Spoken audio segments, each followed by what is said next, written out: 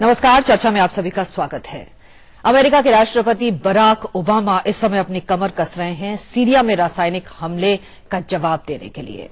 America का यह कहना है कि असद सरकार ने अपने नागरिकों के खिलाफ रासायनिक गैस का इस्तेमाल किया और हजारों लोग वहां मारे गए हैं। इसका जवाब देने के लिए क्या अमेरिका सैनिक कार्रवाई का ऑप्शन खुला रखेगा? ओबामा इसके प्रति ये कहना है उनका कि कांग्रेस की नोट का, उनकी हामी का वो इंतजार कर रहे हैं और हामी मिलते ही ये सैन्य हस्तक्षेप सीरिया में संभव है। तो सीरिया पर अमेरिका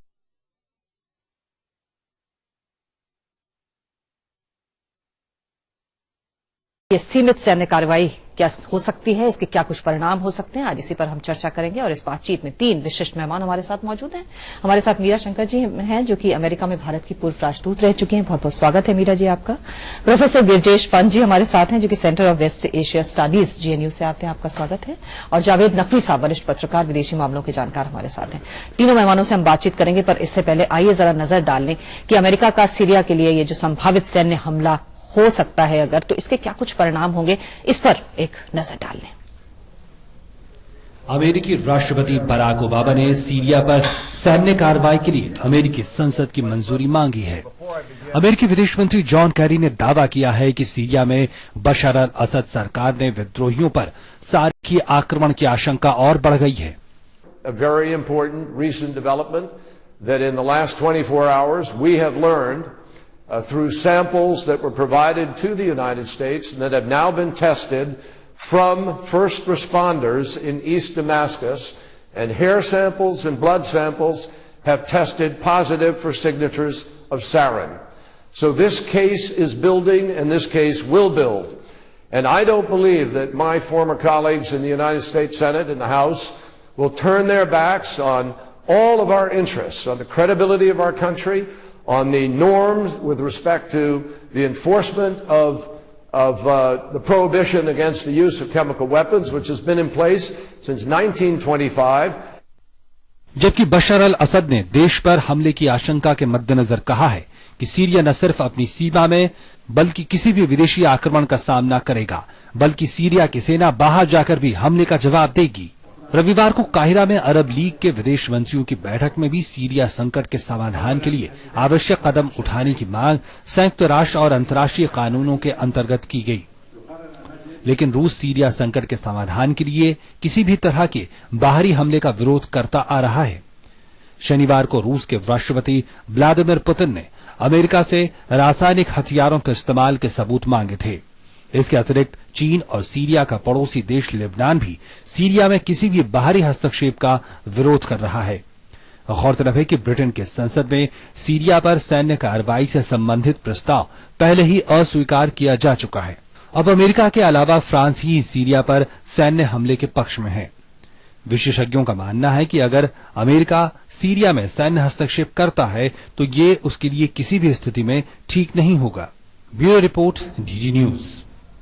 तो क्या अमेरिका सीरिया में ये कदम, सैन्य हस्तक्षेप का कदम उठा सकता है और उसके क्या कुछ परिणाम होंगे? तीन मेहमान इस समय हमारे साथ मौजूद, प्रोफेसर गिरजेश पंत हैं और जावेद नकवी साहब हैं। मीरा जी, सबसे पहले आपसे, मतलब अगर हम देखें इराक में जब युद्ध किया था, उसके बाद से अब ये एक बहुत बड़ा एक फॉरेन पॉलिसी फैसला होगा अगर ऐसा कुछ करते हैं। क्या आपको लग रहा है कि कांग्रेस की नॉड का इंतजार कर रहे हैं? क्या कांग्रेस ये नॉड, ये हामी, ये इशारा बराक ओबामा साहब को कर सकते हैं कि आप जाइए और सैन्य हस्तक्षेप करिए?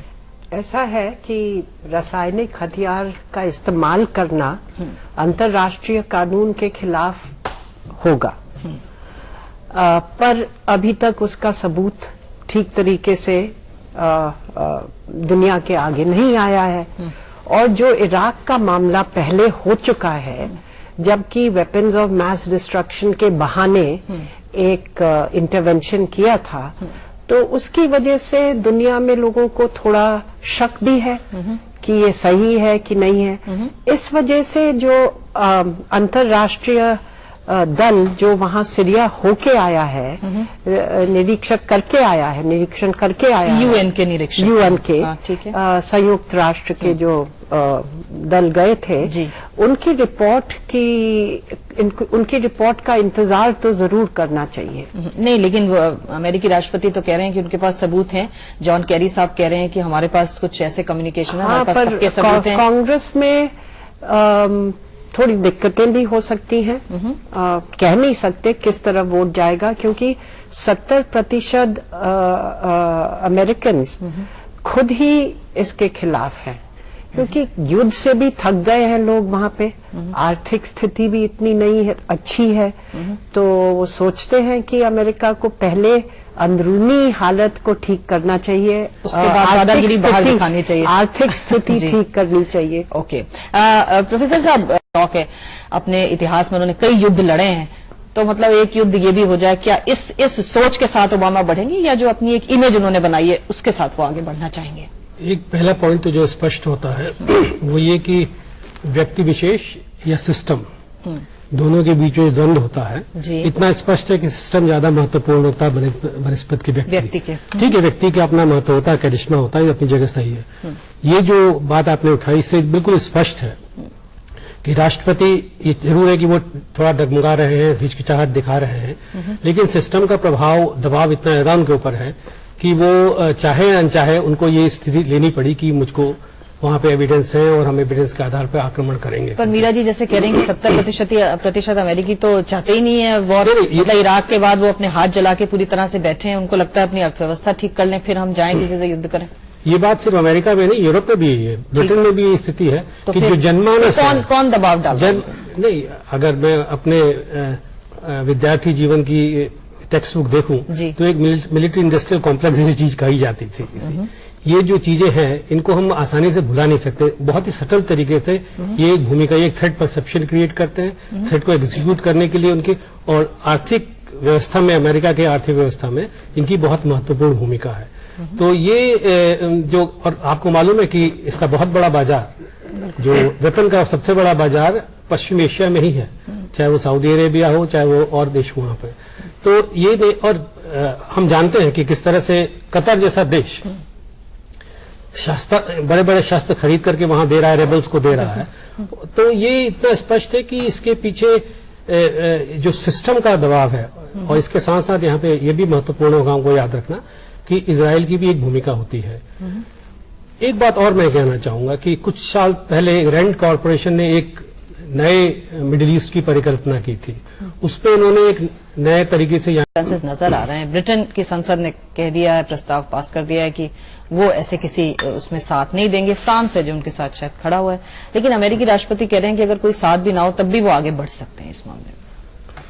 हाँ, और हम क्योंकि ये चर्चा यहाँ दिल्ली से कर रहे हैं, सबसे पहले तो हमें सोचना चाहिए कि हमारा मौकिफ क्या, जैसे कि मुगल आजम में सलीम कहता है कि इस अनारकली चुन दी गई और मैं देखता रह गया, और अकबर बादशाह कहता है और इसके अलावा तुम कर भी क्या सकते थे।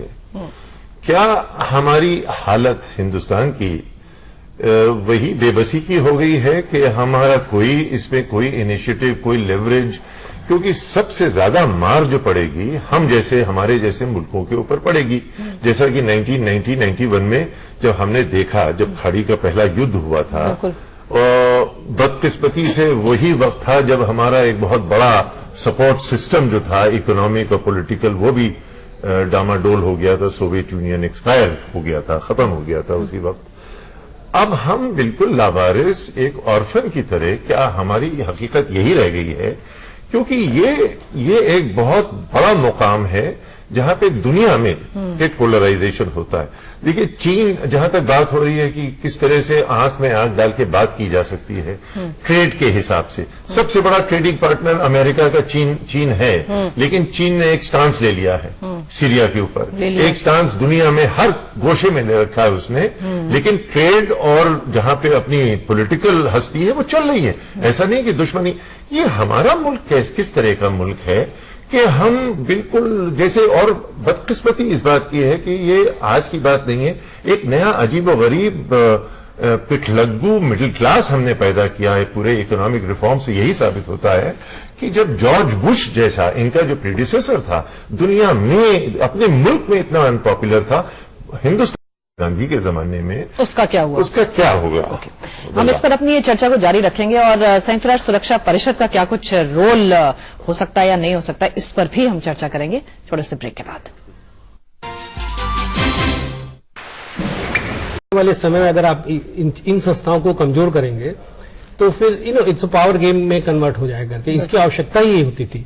यहाँ पे हम चूक रहे हैं एज ए भारत में, जो हम चूक रहे हैं। ठीक है, ये कहना कि हम छोटे से देश है, हमारी हस्ती क्या है, ये सब अपनी जगह सही है, लेकिन इस तथ्य को हम नहीं नकार सकते कि ये छोटे देश अगर आपस से मिलकर एक आवाज उठाएं, बिल्कुल वो बहुत बड़ा परिवर्तन लाएगी, ये क्रांति करेगी, मैं बात नहीं करता हूं। लेकिन जो दबाव की राजनीति है वो हमको करनी चाहिए। हम दबाव की राजनीति से बहुत ही परहेज कर रहे हैं, पता नहीं क्यों। जी जावेद साहब, जिस तरह से ओबामा खुद ये मानते हैं कि भारत उभरता हुआ नहीं, एक उभरा हुआ देश है, तो दैट वे अब वो वाला टाइम भी खत्म हो गया कि जब हम कुछ नहीं थे, हमारी हस्ती कुछ नहीं थी, ऐसा भी कुछ नहीं है। रूस जो है, राष्ट्रपति पुतिन ने बहुत जबरदस्त आवाज उठाई, उन्होंने कहा कि ये बिल्कुल अकलमंदी नहीं होगी, और उन्होंने तो ये भी सवाल उठाया कि असद आखिर ऐसा करेंगे क्यों, ये भी उन्होंने सवाल उठाया। और उन्होंने कहा है कि अगर सबूत हैं तो पेश करो, सिर्फ अपने पास सबूत रख के बैठ जाना और ये कहना कि मेरे पास सबूत हैं, कोई मतलब नहीं है। तो अब खासतौर से संयुक्त राष्ट्र सुरक्षा परिषद, रूस, बड़े देश और भारत, उनकी क्या कुछ भूमिका आप देखते हैं खासतौर से दबाव बनाने में?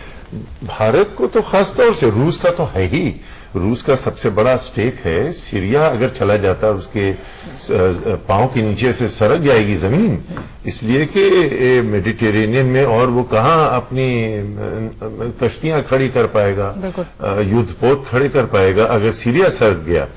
दूसरी चीज ये है कि जिस तरह का जो आपने जिक्र किया था मिलिट्री इंडस्ट्रियल कॉम्प्लेक्स का, लेकिन हकीकत यह है कि तेल और उससे भी ज्यादा गैस का, जो आजकल के जमाने में ये वाली गैस नहीं जिसके ऊपर हमले होने जा रहे हैं, शायद ना हो, लेकिन खुदा करे कि ना हो, लेकिन जिस गैस के ऊपर वॉर्स हो रही हो, चाहे वो ईरान को तोड़ने फोड़ने की, कोऑप्ट करने की मुहिम हो, इराक को निस्त नाबूद करने की, लिबिया पे हमला करने की, ये सारी चीजें गैस से जुड़ी हुई हैं। इंडस्ट्रियल, मिलिट्री इंडस्ट्रियल कॉम्प्लेक्स तो है ही अपने आप में।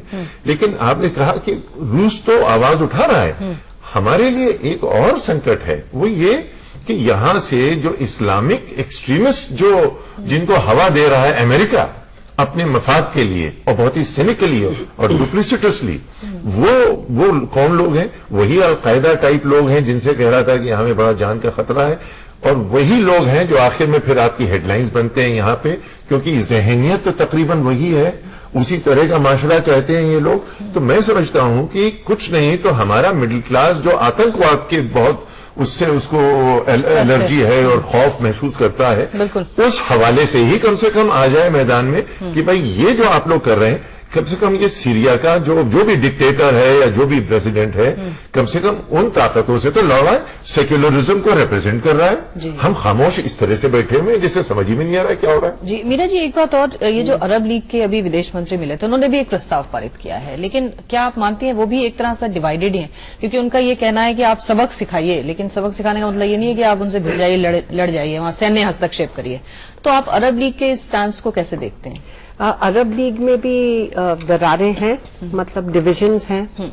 अब इराक जैसा देश है अरब लीग में, या लेबनान, ये लोग तो नहीं चाहेंगे कि अमेरिका कुछ हस्तक्षेप करे सीरिया में। और इजिप्ट में भी जो हो रहा है उससे भी थोड़ी मतलब वो है एप्रीहेंशन कि आगे किस तरीके से ये मामला उलझ सकता है उस रीजन में, वो भी देखना है। और लिबिया में तो देखा ही है क्या हुआ, कि उसके बाद का कोई अभी कह नहीं सकता क्या होगा। तो एक तरीके से ये कॉशन है कि किस तरीके से हम आगे बढ़े, किस हद तक हम जा सकते हैं। ओबामा ने भी बातचीत करी है तो खाली सीमित हमले की बात करी है।